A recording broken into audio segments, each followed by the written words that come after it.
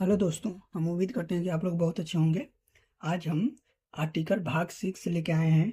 5 तक ख़त्म हो गया था। आर्टिकल भाग 6 को नहीं, 5 तक हुआ था राज्यपाल के। यहाँ पे हुआ था 6 के कुछ क्वेश्चन बचा हुआ था। कुछ आर्टिकल बचा हुआ था। तो चलिए, तो आज हम उसको कवर करते हैं। तो ध्यान से देखिएगा, यहाँ पे दिया हुआ है कि आर्टिकल कितना दिया हुआ है, 178। 178 में क्या बोलता है कि इसमें संविधान सभा के अध्यक्ष तथा उपाध्यक्ष का चर्चा है। तो इसमें संविधान के अध्यक्ष किसका, उपाध्यक्ष का चर्चा है। किसमें, 178 में। आर्टिकल 178 में संविधान के अध्यक्ष और उपाध्यक्ष का चर्चा है। 182 लेके चलते हैं। आर्टिकल 182, इसमें विधान परिषद के सभापति तथा उप सभापति का चर्चा है। तो विधान परिषद के सभापति या उप सभापति के 182 में चर्चा है। किसमें है, 182 में। 182 में किसका चर्चा है, तो सभापति या उप सभापति विधान परिषद के। अब 202 में चलते हैं। 202 देखिएगा, राज्य का बजट। 202 में क्या है, राज्य का बजट। राज्य का बजट पेश होता है, चाहे देश का भी बजट पेश होता है। तो 202 में क्या है, राज्य का बजट के बारे में बताया गया है। 213 में चलिएगा, तो यहाँ बताता है कि राज्यपाल का अध्यादेश। राज्यपाल का अध्यादेश, किसका अध्यादेश, राज्यपाल का अध्यादेश बताया गया है। राज्यपाल का अध्यादेश। आगे देखते हैं 214 में, इसमें हाई कोर्ट के गठन का चर्चा है। Most important question. यहाँ पर भी सभापति या उप सभापति का मोस्ट इम्पोर्टेंट क्वेश्चन है। यहाँ पे क्या दिया हुआ है कि हाई कोर्ट के गठन का चर्चा किसमें है, 214 में। 214 में क्या है, हाई कोर्ट के गठन, मतलब संगठित हुआ था ना हाई कोर्ट, बनाया गया था, वो गठन की चर्चा किसमें है, 214 में। आगे हम लोग देखते हैं इसका नोट्स। प्रत्येक राज्य में राज्य के लिए उच्च न्यायालय होगा। मतलब कि सभी राज्य में एक न एक उच्च न्यायालय होना जरूरी है। हैं, तो आप ध्यान दीजिएगा कि जितना राज्य है उस सभी में एक उच्च न्यायालय है। सभी राज्य में एक उच्च न्यायालय संभव है, लगभग है। ठीक। आगे देखिएगा कि यहाँ पे दिया हुआ है आर्टिकल 226।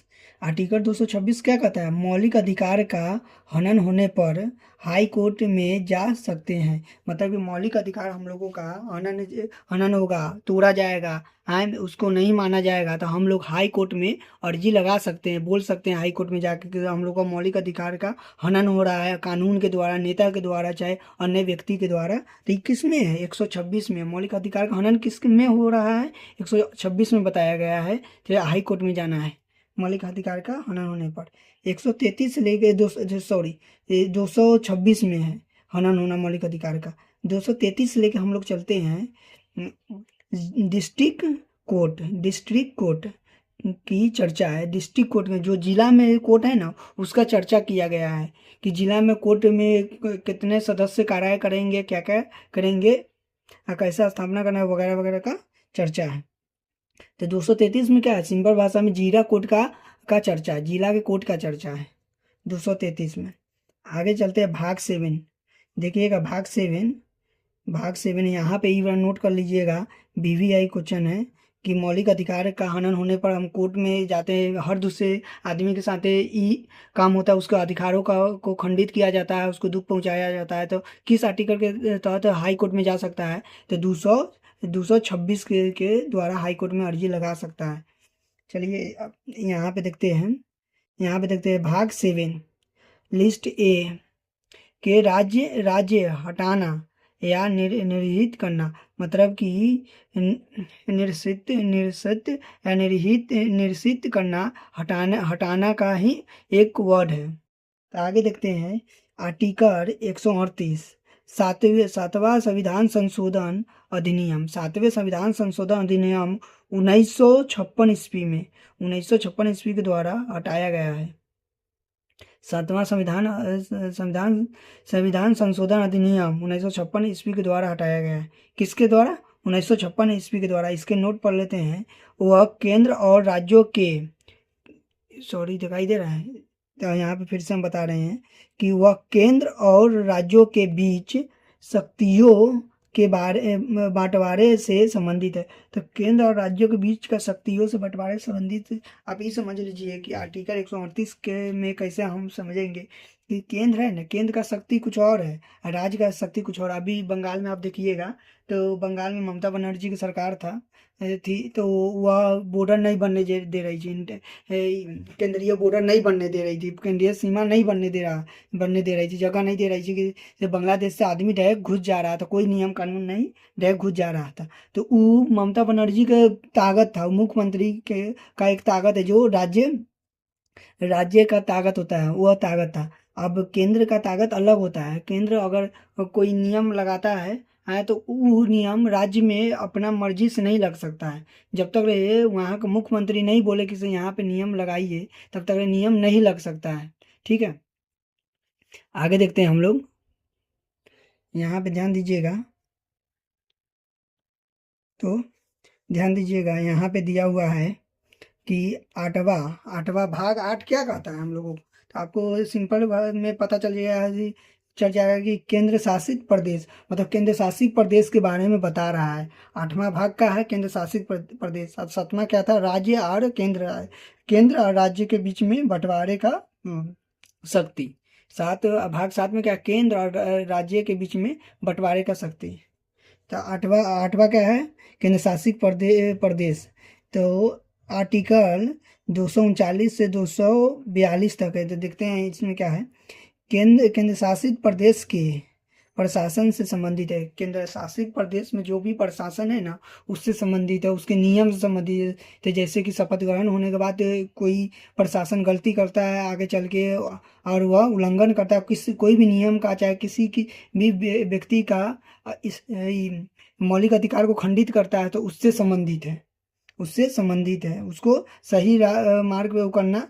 आर्टिकल 239 से 242 के बीच में वो कहता है, भाग 8 में। आगे देखिएगा हम लोग यहाँ पे ध्यान दें, भाग 9 पंचायत वीवीआई क्वेश्चन, पंचायत का क्वेश्चन आते रहता है। आर्टिकल 243 से 243 ओ तक, 243 के ए से 243 को ओ तक। तो क्या बोल रहा है कि 73वां संविधान संशोधन के तहत 1993 ईस्वी के अधिनियम के तहत 1993 ईस्वी के अधिनियम के तहत पंचायती राज्य व्यवस्था से संबंधित है। तो किससे संबंधित है, भाग 9। तो पंचायती राज की व्यवस्था है ना, जो नियम है उससे संबंधित है, उसके बारे में बताया गया है कि कौन, भाग 9 में बताया गया है। आगे देखिएगा, भाग 9 के ए नगर पालिका, भाग 9 के ए क्या है, नगर पालिका के बारे में, नगर पालिका। तो क्या बोल रहा है, 74वें संविधान संशोधन 1993 ईस्वी के अधिनियम के तहत, यह भी इस 74वें संविधान संशोधन, 73वां संविधान 1993 में हुआ था, 74वां संविधान संशोधन 1993 ही में हुआ था। तो इसमें क्या है, भाग 9 के में शहरी स्थानीय स्वशासन यानी नगर पालिकाओं से संबंधित है। तो शहर की जो स्वशासन है ना, स्थिति है, उसके बारे में बताया गया है, उसके नगर पालिका के बारे में बताया गया है, नियम जो भी है उसके बारे में बताया गया है। आगे हम लोग चलते हैं, यहाँ पे देखिएगा भाग 9 के बी सहकारिता। तो इसमें 243 के जेड एच है, 243 के Z H most VVI question सब है, यह सब वीवीआई क्वेश्चन है, ध्यान दीजिएगा, मोस्ट वीवीआई क्वेश्चन है। आगे हम देखते हैं कि 9 के बी में क्या है, 97वें संविधान संशोधन 2011, क्या है, 97वें संविधान संशोधन 2011 के अधिनियम के तहत क्या हो रहा है, तो सहकारी समितियों के प्रबंधन, चुनाव और कामकाज से संबंधित है। तो क्या है, सहकारी समितियों के संबंध में चुनाव और कामकाज से संबंधित है। चुनाव के कामकाज से संबंधित किस में है, भाग 9 के बी में है, भाग 9 के बी में है। तो आज हम भाग 9 के बी तक पूरा टोटल कर लिए हैं। यहाँ भाग 9 के बी में हम पूरा टोटल कर लिए हैं। यहाँ पे आगे चलेंगे भाग 10 के के आर्टिकल के भाग के को लेकर। तो यहाँ तक देख लिए तो बहुत बहुत धन्यवाद। आपका दिन शुभ हो।